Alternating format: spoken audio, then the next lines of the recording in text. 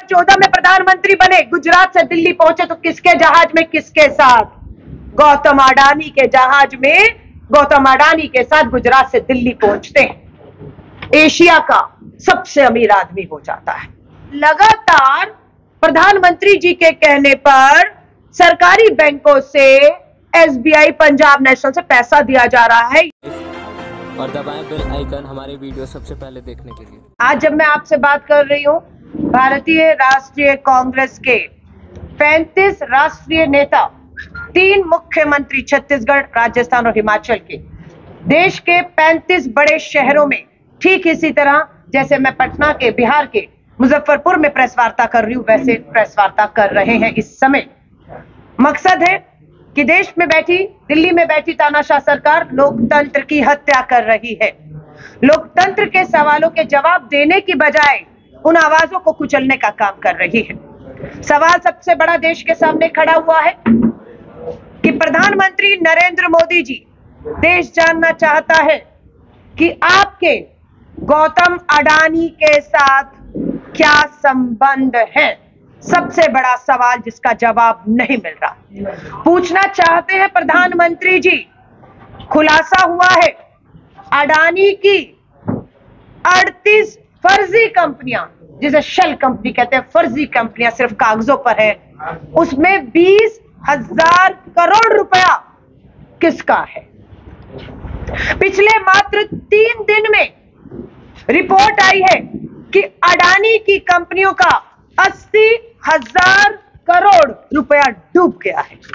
ये 80,000 करोड़ जो डूबा है, पूछना चाहता है देश कि ये एसबीआई बैंक का है जो अडानी को आपने दिलवाया, क्या ये एलआईसी का है 80,000 करोड़ जो डूब गया, जो आपने अडानी को दिलाया। ये सवाल खड़े हैं देश के सामने। क्यों? क्योंकि एसबीआई में पैसा किसका है? देश का पैसा है। गरीब, मजदूर, किसान, मध्यम वर्गीय, आम सरकारी कर्मचारी का है। एलआईसी में लोगों का पैसा है। ये पैसा अडानी, परम मित्र अडानी को दिया गया है, जो लगातार डूब रहा है। मैं आपसे पूछना चाहती हूं, ये 80,000 करोड़ जो डूबा, या 20,000 करोड़ जो शेल फर्जी कंपनियों में लगा है, मैं आपसे, देश से पूछना चाहती हूं, अगर ये पैसा उद्योग लगाने में लगा होता तो क्या इतनी बेरोजगारी होती जो देश में है? नहीं होती, क्योंकि वो पैसा अडानी पे नहीं, उद्योग लगाने में लगता और बेरोजगारी खत्म होती, युवाओं को रोजगार मिलता। अगर ये 80,000 करोड़ ना डूबता, 20,000 करोड़ अडानी की फर्जी कंपनियों में ना लगा होता, तो मुझे भरोसा था कि जो उज्ज्वला गैस के दाम बढ़ रहे हैं, 1200-1500 का सिलेंडर है, वो कांग्रेस के समय 400 था, वो 400 पर आता और महंगाई से हमारी बहनों को राहत मिलती। 20,000 करोड़ फर्जी कंपनियों में ना लगा होता तो हमारा देश का अन्नदाता किसान जो कर्ज में है, आत्महत्याएं कर रहा है, उसका कर्ज माफ हो सकता था इन पैसों से। लेकिन आपने ना किसान का कर्ज माफ किया, ना आपने युवाओं को रोजगार दिया, ना आपने महंगाई में 1 रुपया भी जो है वो राहत देने का काम किया, आपने अपने मित्र को दिया। अब मैं एक छोटी सी कहानी बता रही हूं। एक बिल्डिंग में चौकीदार बैठा है गेट पर और चोर घुसता है, लूटता है सारा पैसा लोगों का, सोते हुए लोगों का, और ले जा रहा है। इतनी देर में एक शख्स जागता है और देखता है कि बिल्डिंग में चौकीदार ने चोर को अंदर घुसाकर सब लोगों का मेहनत, ईमानदारी का जुड़ा हुआ जो है पैसा वो चुरा रहा है। आदमी चीखता है, चोर चोर चोर चोर करता है। किस तरीके से, मैं आपको पोस्टर में दिखाती हूँ। चौकीदार चोर चोर कह के सबको जगाता है, सबको जागरूक करता है कि आप लूट रहे हैं, आपका पैसा है, ये लूट के चोर ले जा रहा है, जागो जागो जागो। इतनी देर में चौकीदार क्या करता है? चौकीदार को करना चाहिए था कि चौकीदार को क्या करना चाहिए था? चोर को पकड़ना चाहिए था। लोगों का पैसा जो लूट कर चोर भाग रहा है उससे वसूलना था। लेकिन चौकीदार ने क्या किया? चौकीदार ने चोर चोर चीखने वाले लोगों को जगाने वाले का मुंह बंद कर दिया, उसे खामोश करने की कोशिश कर दी कि चुप रहो। क्यों किया चौकीदार ने ऐसा? चौकीदार ने ऐसा इसलिए किया क्योंकि चोर जो चोरी करके भाग रहा था उसमें चौकीदार का भी हिस्सा था। ये प्रेस वार्ता है, मैं माफी चाहूंगी। ये देखिए, ये नरेंद्र मोदी जी हैं, मुख्यमंत्री गुजरात। जब 2014 में प्रधानमंत्री बने, गुजरात से दिल्ली पहुंचे तो किसके जहाज में, किसके साथ? गौतम अडानी के जहाज में गौतम अडानी के साथ गुजरात से दिल्ली पहुंचते हैं। 2014 में गौतम अडानी विश्व का 602 नंबर पर था, पूंजीपति विश्व के सूची में 602 पर था।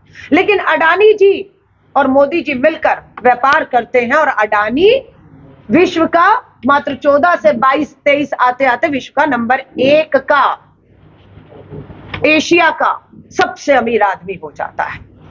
और जैसे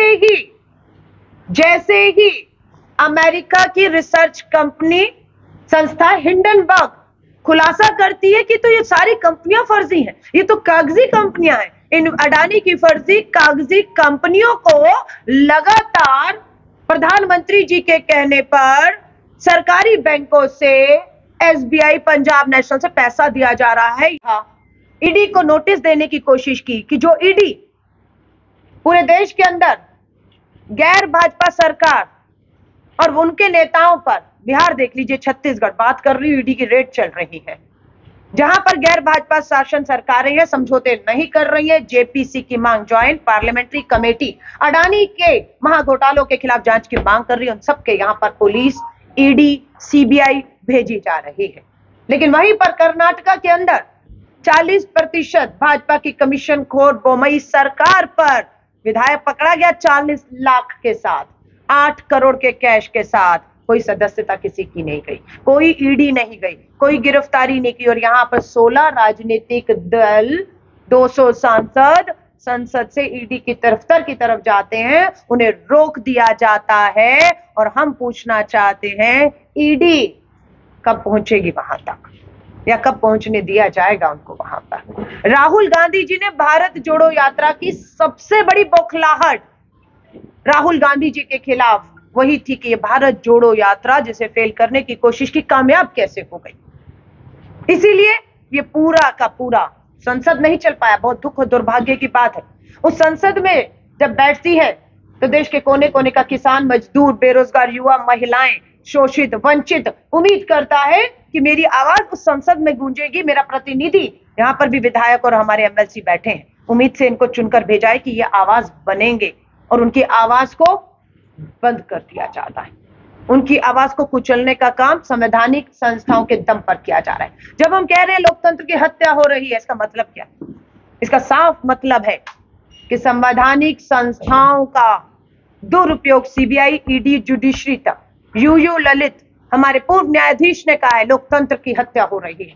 इस लोकतंत्र में हर एक को शांतिपूर्ण तरीके से आंदोलन करने का, अपने बात करने का हक है। वो हर हक, अधिकार जो संविधान ने दिया है उसे छीना जा रहा है। इसलिए हम कह रहे हैं लोकतंत्र की हत्या हो रही है, संविधान की हत्या हो रही है।